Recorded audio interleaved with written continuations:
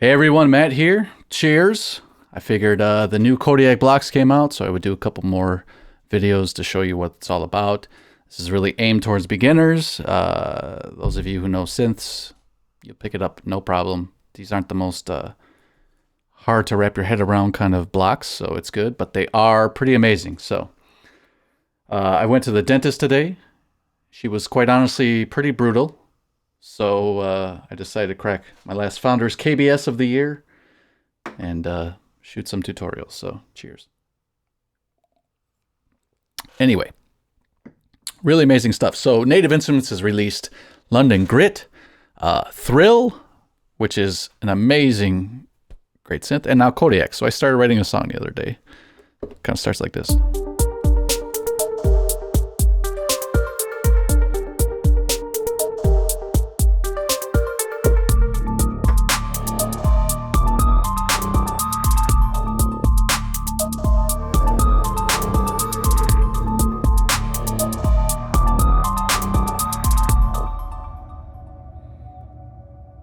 This Thrill is nutty. It's crazy. It's like a one-trick pony, but it's a great trick. Anyway, so I was kind of like thinking I might do a variation on this lead, which is just form, but I thought I'd do it maybe with Kodiak. So let's open up a blank instance. I recommend you save a blank kind of starting ensemble already kind of wired up for sound at least, so you don't have to dink around with all this. And let's go in and remember, you're not going to find any of your stuff unless you hit edit, and then you'll get to the library tab, which is all your .isms, your instruments. And in here you'll find Kodiak and the 5 new blocks. So let's pull in Duality, which is an amazing oscillator. Let's get you up here. Oh, Jesus Christ. There we go. That still bugs me. Anyway, pitch in, out main, VCA in. And we have sound. Let's change my release. Okay, so what do you need to know about this? Duality, dual, 2 oscillators. That's all it is. A main oscillator and a mod oscillator for modulation. Now, these 2 oscillators react with one another via phase modulation, frequency modulation, and amplitude modulation. It doesn't even matter if you don't know what that is, because this is one of these oscillators where you just kind of turn knobs until you find a sweet spot. The modulators are going to be pretty intense to the point where this thing gets very gnarly real quick. So you're really just kind of turning knobs until you find a sound you like. In addition to that, there's this Tambor Knob, which is a wave folder. So instantly, let's turn this up a little bit so we can see our wave. This is a quiet wave. And first thing I'm going to do is adjust timbre. So you can see it's folding. It's folding. Oh my God, it folded right on top of each other. It's a pretty M and a pretty W. M for Matt, W for what a jerk my dental hygienist was today. Pretty rough. Anywho, so you can keep getting more aggressive with this. It's going to just keep folding, folding, folding. More and more harmonics until you get a nice buzzy, crazy sound. So it doesn't sound like a sine wave anymore. Keep in mind, sine wave, but this mod os can be anywhere from a sine to a square and through, just like the bento oscillator. Now, this is not doing anything yet, right? But let's introduce some of this timbre mod, this Tamper Modulation. So once I do this, as a positive or negative effect. So it's as a bipolar modulation. But watch what happens now with the shape.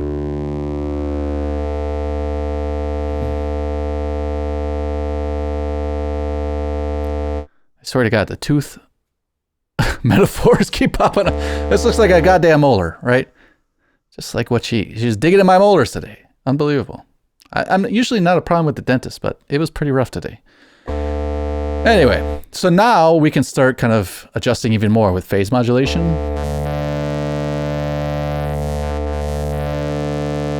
Again, kind of pay attention to what it's doing to the scope and you can see what's happening here. Frequency modulation, amplitude modulation. And you just kind of get the sense here that 1, 2, 3, 4, 5, 6, and offset is more or less the polarity. But these few knobs and the mod-os shape are going to completely change your sound.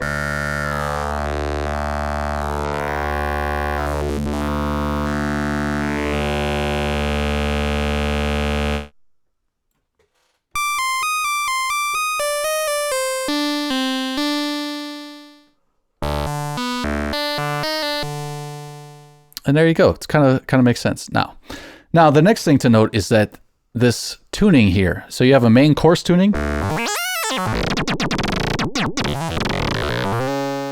Make some fart noises.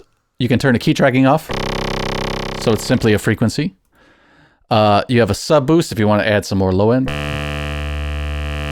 It almost has like a dulling effect, like a filtering effect on the harmonics. That's kind of what I notice more. But this tuning of the main OSC is like a ratio. So if we're used to something like FM8 or FM synthesis,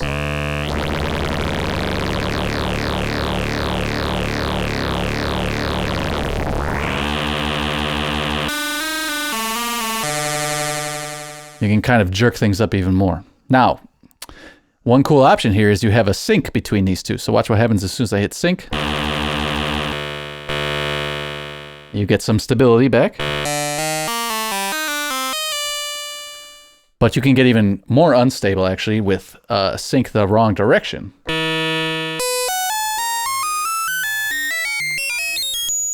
Things are just getting bad. Or cross sync.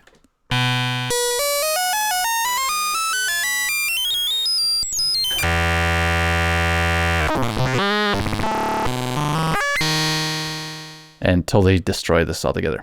Now, turn it off. You can also have this multiply feature, which is like more stable increments from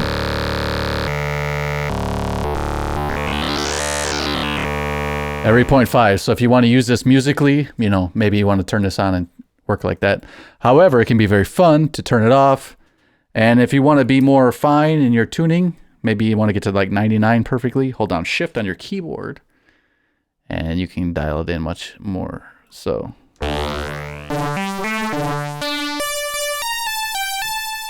might be fun to just get a little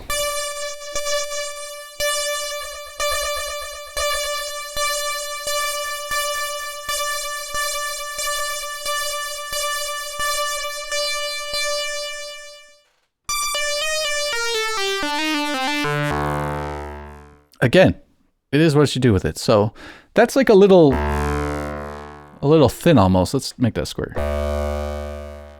Another cool thing you can do is use the modulation oscillator output. So watch what I'm going to do real quick here. I'm going to highlight these, duplicate selection, Shazam. You can't do that with a regular modular. If you did, it would just cost you $800 there. I'll come out into the second VCA, out of this VCA in. So in this instance, you're almost using like a sub oscillator here. You know, you're kind of beefing up the sound a little bit.